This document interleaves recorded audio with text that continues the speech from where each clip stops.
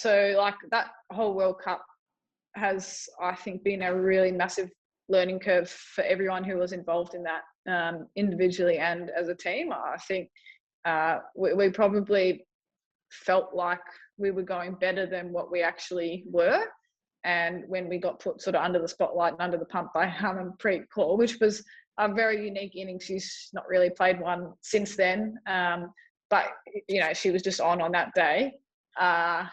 When that sort of happened, we didn't really know how to react, or we couldn't react in a good way. So, we probably found out a little bit about where exactly we were at.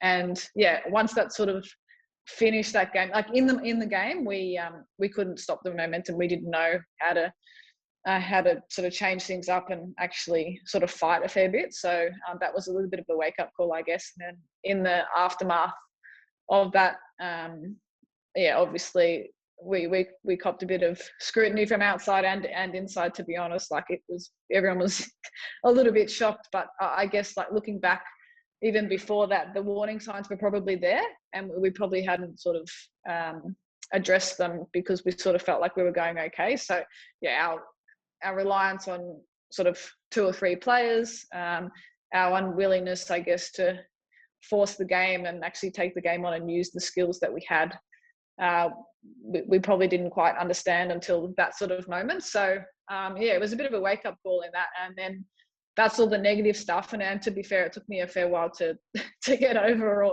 all that, and, you know, constantly sort of thinking about what could have happened, what could have been done differently.